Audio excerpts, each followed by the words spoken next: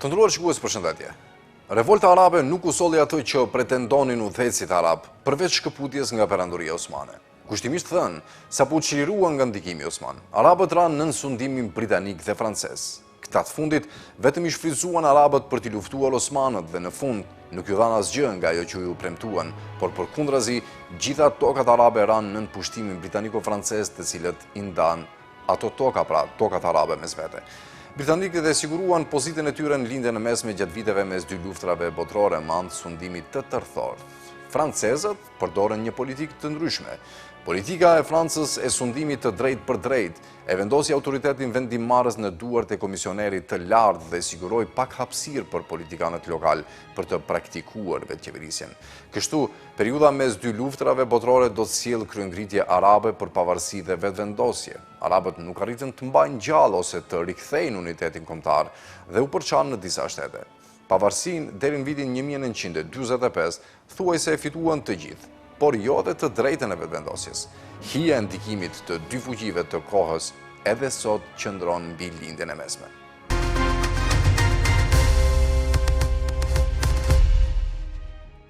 Në dallim nga mandatet britanike dhe franceze, shteti i ri i Arabisë Saudite ja doli të arrijë pavarësi të plotë gjatë periudhës mes dy luftrave botërore. Ashtu si Turqia, shteti saudit mori trajt sipas përfiturimit të qeverisësit të tij dominues, Ibni Saudit.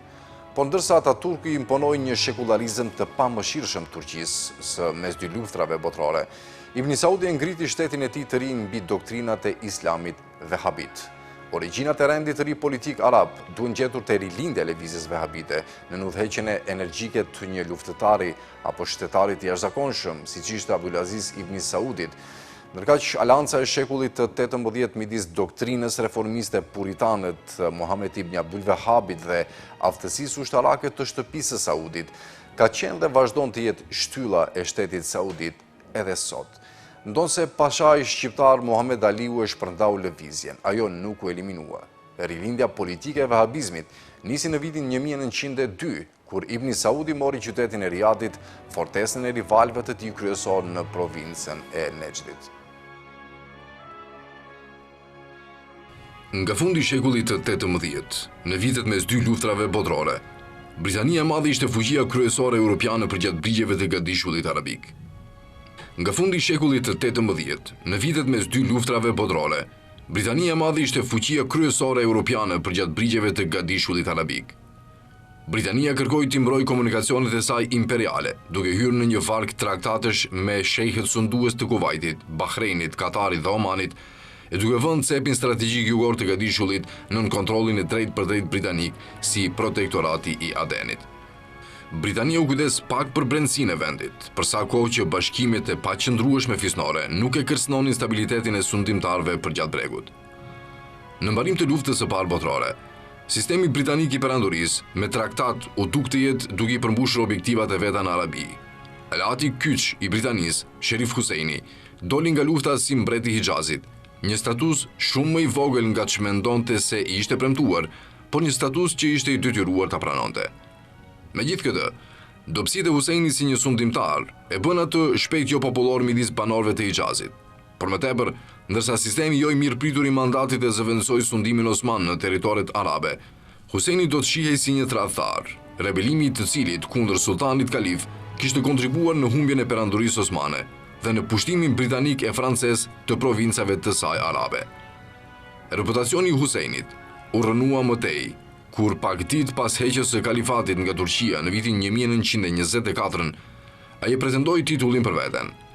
Muslimanët nga do në botë e denoncuan këtë akt të një anshëm dhe udhëheqësit e tyre e shpallën Huseinin të padenj për postin më të lartë të Islamit. Britanikët u shgënjyen gjithnjë më tepër me Huseinin, duke parë atë më shumë si telash se një aleat të dobishëm. Kur një forcë e fuqishme nga brendësia arabe kërcënoi mbretërinë e tij hijazite, Britania kufizoi ndihmën e vet në shoqërimin e Huseinit për në mërgim. Origjinat e rendit të ri politik arab duhen gjetur te rilindja e lëvizjes vehabite në udhëheqjen energjike të një luftëtari shtetarit të jashtëzakonshëm, Abdulaziz Ibni Saudit, 1881-1953. Alanca e shekullit të 18 midis doktrinës reformiste puritane të Abdul Wahabit dhe aftësisë ushtarake të shtëpisë së Saudit ka qenë dhe vazhdon të jetë shtylla e shtetit saudit edhe sot. Ndonse pashai shqiptar Muhammed Aliu e shpërndau lëvizjen, ajo nuk u eliminua. Rilinja politike e vahabizmit nisi në vitin 1902, kur Ibni Saudi mori qytetin e Riyadit, fortesën e rivalëve të tij kryesor në provincën e Nejdit. Marrja nga Ibni Saudi e Riyadit nisi epikën 20 vjeçare që solli këtë prijes të vogël fisnor në staturën ndërkombëtare si sundimtari një mbretërie që mbante emrin e tij. Në periudhën që shtrihet nga 1902 në fund të luftës së parë botërore, Ibni Saudi vuri shumicën e fiseve të Nejdit nën autoritetin e tij. Suksesi vinte prej aftësisë për të bashkuar pozicionin e tij shekullar si udhëheqës fisnor fitimtar, statusin fetar si kreu i urdhrit vahabit. Së pari, siç e kërkonte tradita, fiset ishin besnike ndaj tij në cilësinë si një komandant fitues. Por historia e Arabisë kishte treguar se besnikëria e tillë mund të tërhiqej shpejt me një përmbysje në fatin ushtarak të udhëheqësit fisnor. Formula e Ibni Saudit ishte sigurimi i një angazhimi tjetër, të nivelit më të lartë, në formën e doktrinës puritane vahabite. Ai arriti këtë duke i shtrënguar fiset të vendosen në komunitete të vogla bujqësore të oazës, ku ai kryente detyrat e dy fishta të indoktrinimit fetar dhe të ndërtimit të alancës. Ai ngriti xhami për bashkësitë, dërgoi uleman në to për përhapur doktrinën vahabite dhe i shtrëngoi shehët fisnor të shkojnë rregullisht në një institut fetar vahabit në Riyad. Në të njëjtën kohë, Ibni Saudi u dha bashkësive ndihmë materiale në formën e armëve dhe të produkteve bujqësore. Në shkëmbim, meshkujt e vendbanimeve pritej që të ishin në shërbim të Ibni Saudit për operacione ushtarake kurdo që ai të kishte nevojë për ta. Duke i bindur fiset të adoptojnë praktikat dhe këndvështrimin e vahabizmit, Ibni Saudi u dha atyre një ndjenjë të besnikërisë komunale, që ishte më gjithëpërfshirëse se aleancet e zakonshme fisnore. Ikhvanët apo vëllezrit u mbrojtën me një ndjenjë misioni, me një dëshirë për ta shtrirë doktrinën dhe mënyrën e jetës vahabite në zonat e tjera të Gadishullit. Angazhimi i tyre ndaj suksesit të Ibni Saudit ishte i lidhur ngushtë me angazhimin e tyre për shtrirjen e vahabizmit. Marrëveshja pas luftës, në veçanti vënia nga Britania e bijve të Husejnit në fronet e Irakut dhe Transjordanisë, ngjalli dyshimet e Ibni Saudit se një federat hashimite po e rrethonte atë. Ai futi më 1924 luftëtarët e tij Ikhvan në Hijaz, duke marrë Mekën dhe Medinën dhe duke çuar Sherif Husejnin në mërgjim. Arabia kishte një sundimtar të ri, të parin e shtëpisë së Saudit dhe të parin e urdhrit fetar vahabit. Ajo ka qëndruar në drejtimin e atyre forcave gjerë në ditët e sotme. Britania, duke u përgjigjur me të shpejt realiteteve të reja politike arabe, negocioi një marrëveshje me Ibni Saudin më 1927. I njohur si Traktati i Gjiddes, ai e njihte Ibni Saudin si mbretin sovran të Hijazit dhe sultanin e Nejdit e të rajoneve të lidhura me të. Ai në shkëmbim njihte marrëdhëniet e veçanta të Britanisë me sundimtarët e Bregdetit dhe zotohej t'i respektonte hapësirat e tyre. Emri i shtetit u ndryshua zyrtarisht më 1932 në Mbretëria e Arabisë Saudite. Prej asaj kohe, pati marrë njohjen ndërkombëtare nga Bashkësia e Kombeve. Ibni Saudi u përqendrua tani në konsolidimin e sundimit të tij dhe në vendosjen e instrumenteve të autoritetit qendror. Suksesi i tij e kishte shtyrë një studiues ta vendoste atë midis kombë ndërtuesve më të mëdhej të botës moderne. Me aftësi të shkëlqyera, mbreti përdori forcën, negociimin, lidhjet martësore, vlerat fetare dhe apelin e fuqishëm të shembullit të tij personal për të krijuar një shtet territorial nga fraksionet fisnore në luftë. Ai ishte një figurë e lartë dhe imponuese, një luftëtar mbret nga një periudhë më e hershme, më heroike. Aq mendjeprehtë saq ishte i guximshëm, ai doli të ishte një sundimtar i drejtë dhe i matur. Për shpirtshmëria, dinjiteti dhe afrueshmëria e cilit fituan besnikrinë në shtetasve të tij. Një politikan fisnor mjeshtër, ai sundoi më pak si një absolutist se si një i pari midis të barabartëve. Ai respektonte zakonet ekzistuese dhe këshilloi rregullisht me shehët fisnor, duke parapëlqyer t'i zgjidhë mosmarrveshjet nëpërmjet bindjes e jo shtëngimit. Një aparat shtetëror në bazë mori formë në Riyadh dhe administrata futi instrumente të tilla të kontrollit qendror, si radion, transportin e mekanizuar dhe avionin. Burokrat nga vende të tjera arabe dhe anëtar të familjes saudite mbushën zyrat e shtetit. Vetëm lidhet martesore të mbretit sollën 41 djem, duke i dhënë mundësi Ibn Saudit ta bënte familjen mbretërore një shtëpi të vërtet, sundimtarët e së cilës e shihnin si të njëjtë mirëqenien e tyre dhe atë të mbretërisë. Monarku dhe pasardhësit e tij patën pak salltanet gjatë këtyre viteve formuluese. Imazhi i sotëm i Arabisë Saudite si një vend që noton në pasuri me naftë nuk vlen edhe për periudhën mes dy luftrave botërore. Ibn Saudi sundoi mbi një mbretëri të varfëruar, të ardhurat kryesore të së cilës vinin nga pelegrinazhi i përvitshëm në Mekë. Kërkimi vazhdueshëm për naftë nisi vetëm në vitin 1933, kur qeveria nënshtoi një marrëveshje koncesioni me Standard Oil of California, Arabian American Oil Company e ardhshme, pra Aramco. Naftë nuk u zbulua gjërë në vitin 1938 dhe shpërthimi i luftës së dytë botërore e shtyu zhvillimin e industrisë saudite të naftës deri në fundin e viteve 1940. Arabia Saudite qëndroi zyrtarisht asnjëanëse gjatë luftës së dytë botërore, deri në mars të 1945, kur Riyadhi i shpalli luftë Gjermanisë. Megjithatë, Ibn Saudi e njoftoi mbështetjen për Britaninë, që në 1940 dhe mbretëria e tij bashkëpunoi me vendet aleate. Bashkëpunimi i tillë ishte pjesërisht për shkak të varfërisë së Arabisë Saudite nga aleatët.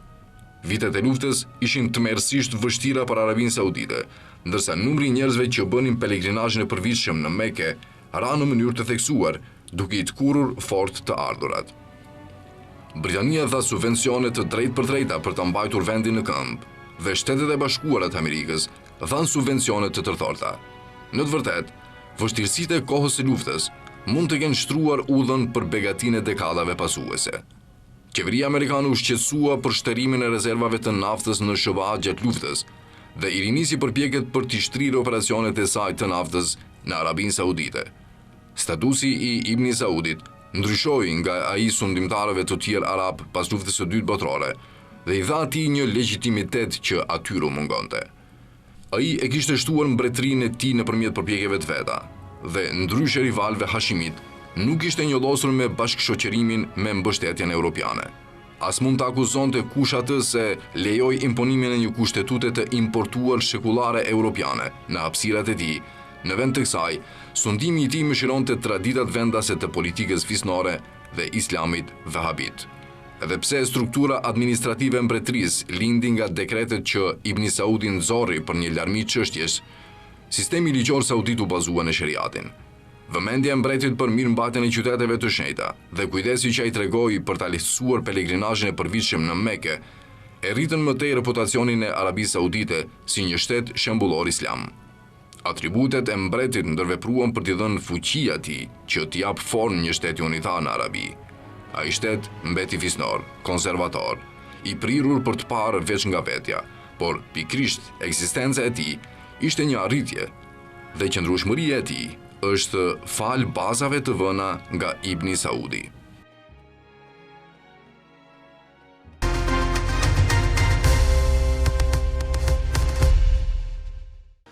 Të sapo dal nga lufta anti-osmane dhe gjendur nën pushtimin britanik dhe francez, arabët filluan të kërkojnë dhe ndërtojnë një identitet modern dhe këtu do të shfaqen shumë dallime në pretendimet e botës arabisht folëse.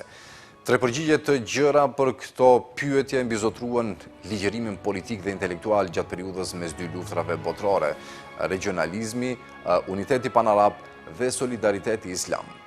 Regionalistët kërkuan dendur të krijojnë një mitologji lokale nacionaliste, duke lidhur një rajon të veçantë me të shkuarën e tij të lashtë para islame. Kështu, futja e flamujve, pullave të postës dhe himneve kombëtare theksoi dallueshmërinë e çdo shteti dhe bëri solide ndarjet politike që Britania dhe Franca i kishin imponuar botës arabe.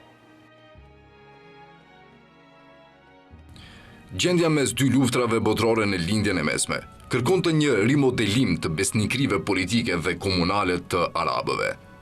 Osmanizmi ishte mundur dhe institucionet e islamit, duke përfshirë simbolin unifikues të kalifatit, ishin nën sulm nga shekularizmi i pamëshirshëm i Ataturkut. Por çfarë do t'i zvendësonte këto shtyllat vendosura të identitetit komunal? Çfarë elementësh të trashëgimisë arabe mund përdoreshin më mirë si simbole rreth cilave të mblidhej rezistenca popullore ndaj pushtimit evropian dhe të ndërtohej një imazh pozitiv i identitetit arab? Tre përgjigje të gjëra për këto pyetje e mbizotruan ligjërimin politik dhe intelektual gjatë periudhës mes dy luftrave botërore: regionalizmi, uniteti panarab dhe solidariteti islam. Regionalistët kërkuan dendur të krijojnë një mitologji lokale nacionaliste, duke lidhur një rajon të veçantë me të shkuarën e tij të lashtë para islame. Ne tashmë kemi parë shembullin e faraonizmit, me autorë të caktuar egjiptian tek argumentojnë për ekzistencën e një identiteti të veçantë egjiptian, mbështetur në trashëgimin e luginës së Nilit. Në Siri, një rrymë e ngjashme e nacionalizmit rajonal gjeti vend në shkrimet e Antun Saades, 1904-1949, një i krishter libanez që themeloi në Beirut më 1932 Partinë Social-Nacionaliste Siriane. Duke kritikuar ndarjet që Franca i kishte imponuar Sirisë së Madhe, Saade bëri thirrje për ribashkimin e vendit. Në të njëjtën kohë, ai këmbguli se Siria ishte në vetvete një komb i veçantë, me një histori të pasur që të çonte gjerte fenikasit e lashtë dhe se prandaj nuk duhej të bëhej pjesë e një shteti të unifikuar arab. Saade ishte një nacionalist rajonal sirian, që besonte se historia siriane ka përsente historinë arabe, islame dhe kristiane, e se Siria, si një entitet nacional më vete, ishte produkt i veçorive të veçanta gjeografike dhe historike të rajonit, që nga kohët e lashta. Një regionalizëm më pragmatik ishte i dukshëm në politikat adoptuara nga elita sunduese e territoreve të mandateve, duke kërkuar ta bëjnë të qëndrueshme mbajtjen e tyre të brisht të pushtetit. Këto grupe sunduese, qoftë Faisali dhe ish oficerët Osman në Irak, apo Paria Urbane e Sirisë, besonin se detyrë kryesore kishin krijimin e ndjenjave popullore të identifikimit me regjimet e tyre të reja e të mbështetjes për to. Për të arritur objektivin e tyre, nuk duhej vetëm të ngrinin administrata rajonale, duhej gjithashtu të krijonin simbolet e reja të nacionalizmit shtetror që t'i reflektonin realitetet e ndryshuara. Kështu, futja e flamujve, e pullave të postës dhe e himneve kombëtare theksoi dallueshmërinë e çdo shteti dhe bëri solide ndarjet politike që Britania dhe Franca i kishin imponuar botës arabe. Disa mendimtar i dënuan programet nacionaliste rajonale të politikanëve si veçshërbyese dhe argumentuan se copëzimi vazhdueshëm i arabëve do t'i ndëshkonte ata me dobësi të përhershme në rendin ndërkombëtar. Për këta kundërshtar të regionalizmit, ajo çka nevojitej ishte unifikimi i shteteve arabe të ndara në një entitet të vetëm politik. Zëdhënësi më imponues i intelektualisht i unitetit arab ishte Sati El Khusri, 1880-1968, një ish edukator osman, që i çoi vitet mes dy luftrave botërore në Bagdad, duke mbikëqyrur ngritjen e sistemit arsimor irakian. El Khusri argumentoi në artikujt e në fjalime dhe më vonë në libra me tituj të tillë si Arabizmi i pari, mbi nacionalizmin arab, çfarë është nacionalizmi, se arabët përbënin një komb dhe prandaj duhej të bashkoheshin në një shtet të vetëm. Për të, kriteret fundamentale të kombësisë ishin një gjuhë e përbashkët dhe një histori e përbashkët. Popujt të ndryshëm mund të formonin kësaj një komb kulturor, edhe nëse ishin të ndarë politikisht. Nga dy parakushtet për kombësinë, më me rëndësi ishte gjuha, të cilën El Khusri e vlerësonte si lidhjen kritike shpirtërore midis krijesave njerëzore. Të bashkuar kulturalisht nga gjuha arabe dhe nga kujtimet e përbashkëta të së shkuarës së tyre të lavdishme, arabët i kishin të gjithë përbërësit e kombësisë, edhe nëse kombi arab ishte i ndarë së kohën në një sër shtetesh politike. Duke përdorur shembull nga historia europiane, El Khusri u përpoq të tregoj pashmangshmërinë e nacionalizmit kulturor për të krijuar shtete kombe të unifikuara. Çfarë nevojitej në rrethanat aktuale dhe çfarë El Khusri u përpoq të siguroj, ishte një vetdije e arabizmit të përbashkët. Me të zhvilluar kjo vetdije, arabët do të frymëzoheshin për të kërkuar unifikim politik. Thellësisht kundër regionalizmit të Taha Huseinit dhe Antun Saades, El Khusri vuri në lojë faraonizmin duke thënë se Egjipti ishte një pjesë integrale e kombit arab dhe duke propozuar që të vepronte si Prusia dhe Piemonti i arabizmit. Përkufizimi i El Husrit për nacionalizmin arab të rishte vëmendjen për qartësinë dhe shekullarizmin e tij të pa kompromis. Duke mos pranuar t'i përdor simbolet islame në thirrjen e tij për unitet, ai argumentonte se gjuha arabe kishte ekzistuar përpara islamit dhe se të tërë ata të cilët flisnin arabisht, qoftë në ishin musliman apo të krishterë, duhet të kishin veç një besnikëri ndaj kombit arab. Ndonse doktrina e nacionalizmit e El Husrit ishte gjithësisht mbështetur dhe ndihmoi për të mbajtur gjallë idealin e një kombi arab të unifikuar, për cilin duhet të përpiqeshin të gjithë arabët, ajo ka mbetur një vizion përgjithsisht i papërmbushur. Një fokus i tretë i madh i identitetit politik dhe kulturor arab gjatë periudhës mes dy luftrave botërore ishte solidariteti islam. Zërat e aktivizimit islam patën heshtur gjatë pjesës më të madhe të viteve 1920. Kjo ishte dekada e triumfit shekullar vefdis në Egjipt, e reformave të Ataturkut në Turqi dhe pasigurisë së brendshme në shtetet e mandateve. Megjithë këtë, nga fundi 10 vjeçarit, zhgënjimi popullor nga sistemet kushtetuese të importuara dhe nga politikanët që manipulonin ato, çoi në një kërkim për ideologji më përfaqësuese. Në të njëjtën kohë, ndihimi i plot i programit shekullarist të Ataturkut ishte bërë i dukshëm në mënyrë alarmuese, siç ishte bërë vendosmëria e Britanisë dhe Francës për të ruajtur kontrollin afatgjatë mbi territoret e tyre mandatare. Rendi islam u duk të jetë në rrezikun e shuarjes. Në këto rrethana, apelet për mbrojtjen e vlerave islame, karshi Europës dhe karshi veprimeve të politikanëve lokal të europianizuar, gjetën dëgjues të gatshëm për t'i pritur mirë. Suksesi i vllazërisë muslimane në Egjipt dhe kënaqësia shprehur për ngadnimin e Ibn Saudit në Arabi janë dëshmi e kësaj rrymë të përtërir të vetdijes islame. Një dimension intelektual i islamit mes dy luftrave botërore u përfaqësua nga lëvizja reformiste selefie në Egjipt. Zëdhënësi i saj kryesor, Rashid Rida, ishte një dishepull i Mohammed Abduhit. Rida vjoi në periodikun e tij El Mennar apo Fanari praktikën e Abduhit të kërkimit të një pajtimi midis parimeve islame dhe novacionit praktik, por ai u bë më mbrojtës i traditës se i hapur ndaj reformës.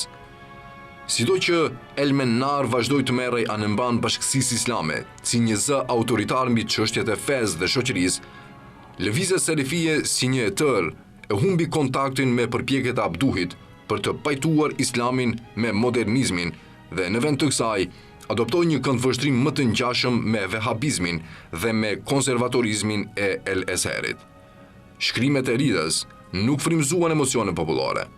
Kjo detyrë u përmbush në fushën e aktivizimit islam nga Emir Sheki Barzllani, 1869-1946, një druz libanez me emër Fort Prosman. Arslani e kaloi shumicën e viteve mes dy luftrave botërore në mërgim në Gjenevë, duke shërbyer si përfaqësuesi jo zyrtar i Sirisë dhe Palestinës në lidhjen e kombeve dhe duke shkruar artikuj për shtypin periodik të vendeve arabe. Më pak një teolog se një aktivist në traditën e Xhamaleddin el Afganit, Arslani mbrojti një islam militant të mbushur me vetësiguri politike dhe morale. Ai kërkoi të rindërtoi lidhjet e solidaritetit islam, duke u kujtuar muslimanëve nga Maroku në Irak se, pavarësisht larmisë së tyre, ata ishin të bashkuar me ndjekjen e përbashkët të islamit. Ata do të arrinin lirinë nga shtypja aktuale dhe kthimin e së shkuarës së tyre të shkëlqyer nëse do pranonin këtë lidhje dhe do të vepronin sipas saj. Fushatat e tij propagandistike anti-imperiale me frymëzim islam ishin një ngacmim i vazhdueshëm për zyrtarët britanik e francez dhe ndihmuan në krijimin e vetdijes midis popujve anëkënd botës islame arabe për kauzën e tyre të përbashkët. Veç të besuarit në vlerën e solidaritetit islam si një mburoj ndaj imperializmit evropian, Arslani e mbrojti islamin si një përbërës thelbësor i moralitetit shoqëror. Një kundërshtar i vendosur i Ataturkut, Arslani shkruajti se shpërfillja e vrasjeve të traditës kulturore do ta minonte spiritualizmin që e bëri qytetrimin lindor superior ndaj perëndimit cektësisht materialist. Ai e kritikoi lënien pasdore të urdhrave moral të frymëzuar nga sheriati dhe deklarojnë se vetëm me ndjekjen e dogmave të vërteta të islamit, muslimanët do të përjetonin rigjenerimin e nevojshëm për të rifituar vendin e tyre të duhur në botë. Ishte kjo të ratë, ndëruar shikues, falenderit që në ndoqët dhe i mropafshëm.